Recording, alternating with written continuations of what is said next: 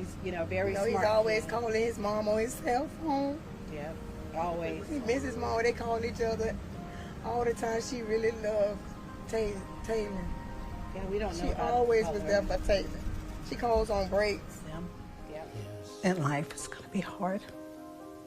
How do you think you do that? I don't know. I have no clue. On March 29, 2023, Thomas Mosley's 21st birthday, his son's mother, 20-year-old Pashun Jeffery, their son, 2-year-old Taylen, along with family and friends gathered at Jeffery's apartment to celebrate. Pashun had been living there for a month and Mosley had been staying over. The guests left around 5:15 p.m. and a few hours later, a neighbor heard a sound coming from the apartment.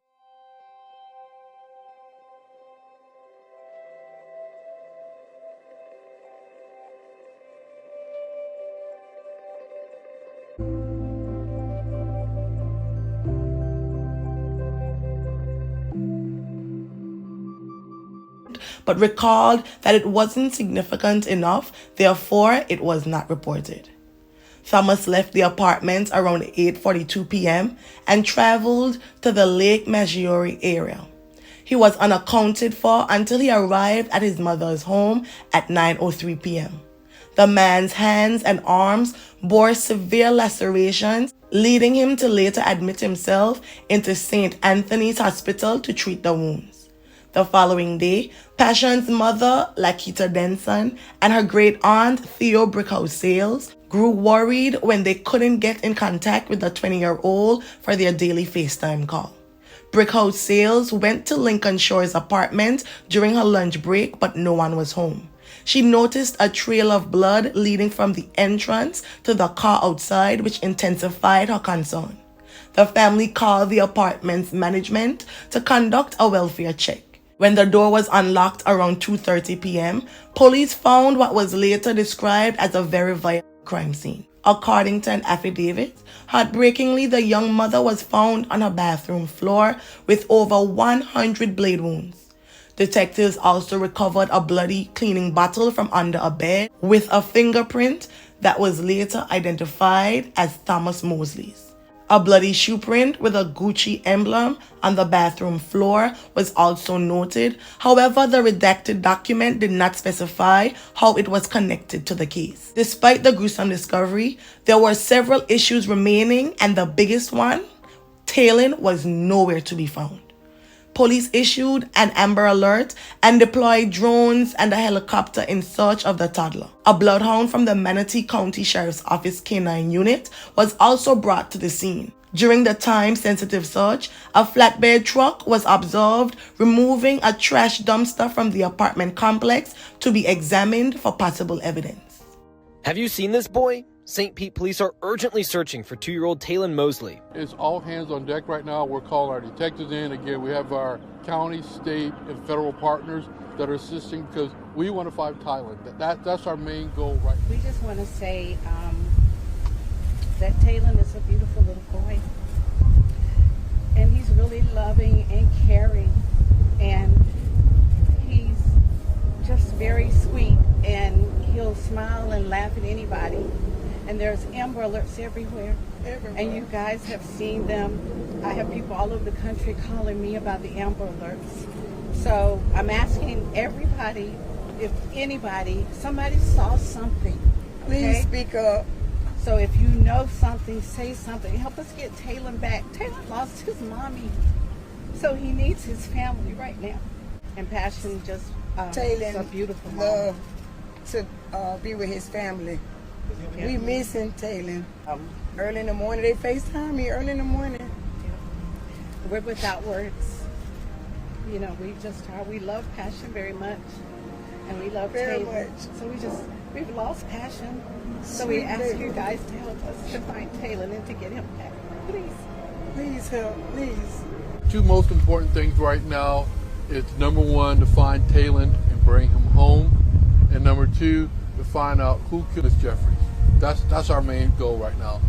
The main thing that I want people out there to know is tomorrow morning, if there's any volunteers that want to come out, we're going to do a search at 8 o'clock in the morning. So if you just want to come to the location, we'll also put it up on our Facebook page Is the father the only person of interest that you guys are looking at right now? We're looking at everyone, but right now that we're looking, like I said, the father's a person of interest, but we're going to see what the investigation leads us and the evidence. We want to talk to the father. Again, we want to know where Taylen is, and we want the father, if he knows where Taylen is, to tell us. Pashun and Taylen's family members, including her mother and her great aunt, gathered for a news conference the day following the discovery. The worried loved ones appealed to the public for information about Taylen's whereabouts. At that time, police also publicly named Thomas Mosley as a person of interest in Jeffery's passing, but he apparently was not cooperating with law enforcement while in the hospital. His wounds were consistent with injuries caused by slippage during a knife attack, according to law enforcement. Around 9 o'clock, the father arrives at his mother's home, cut, his hands are cut and his arms are cut. From there, he goes to the hospital and he admits himself into the hospital. The father is a person of interest, but nothing in our investigation, I want to repeat that, nothing in our investigation leads us to believe that he is a victim. We tried speaking to him and he's not talking to us at this time.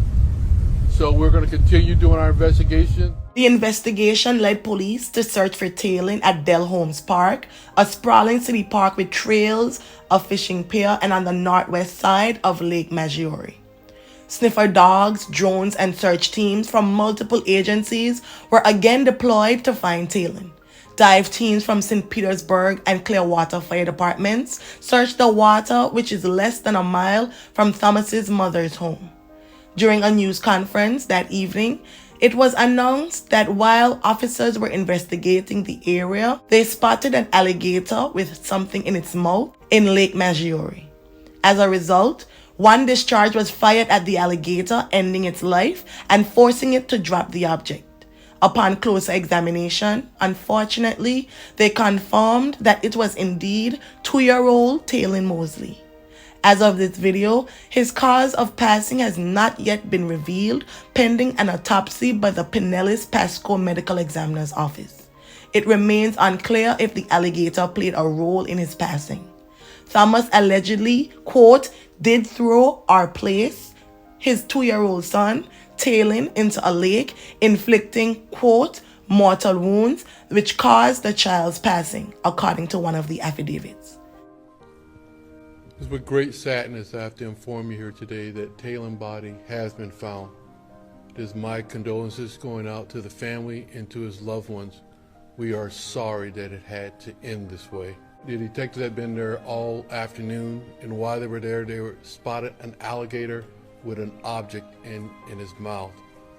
As the detectives got closer, they fired one round to the alligator. The alligator dropped the object that he had in his mouth, and we were able to retrieve Taylen's body intact. It should be noted, however, that though the alligator's role is unknown, Thomas Mosley was charged with 2 counts of fatality and booked into the Pinellas County Jail that same day without bond. At the time, Mosley was neither employed nor in school, and officials stated that he showed indication of mental health issues. He was appointed a public defender and entered a not guilty plea during a hearing on April 1st. Thomas was ordered not to have any contact with Taylen or Pashun's families. Mosley had a minor juvenile record, but there had been no calls for service at Jeffrey's apartment leading up to the fatality. South St. Petersburg residents came together that night not only to mourn and remember Pashun and Taylen, but to support and be supported. I want people to remember them as 2 kids who absolutely loved each other. Did you ever see this coming? I told him this morning I would have never in a million years when this week started ever thought that something like this was happening. We were supposed to have Taylen Saturday. Adjusting without them in life is going to be hard. How do you think you do that? I don't know. I have no clue. She said she knew something was wrong Thursday morning. The phone went to voicemail and nobody answered, and just kept going to voicemail, and my gut told me something was wrong. That's my biggest worry, was that how they suffered. And when I close my eyes at night, that's all I see was the suffering of both of them. Now, Taylen's family is trying to move forward and appreciate all the love from people they've never met. I feel like the community has wrapped their arms around us, and it's a wonderful feeling. Pashun, a native of St. Petersburg, graduated from high school as an honor student, her family wrote on her GoFundMe page. They remembered how determined she was to provide for her son. Pashun worked at CVS and would often FaceTime her son during shift breaks. Taylen was described as a sweet and happy toddler who loved his mom. Originally, the GoFundMe was to raise money for search efforts, but following the grim ending, the family announced that they would now use the money for memorial expenses. She's very outspoken, always make you laugh. Smiles, beautiful smile all the time. Always joking. Trying to rap, laughing. Always trying to rap, sing. Scaring you when you're not expecting it, always hiding behind doors. Yes, love to scare you all the time. You know, ever since she was like 3-4 years old. She was 20, you know, Yes. but she's a loving kid, and she loved that baby. That baby loves so her. sweet. I can remember Taylen was born.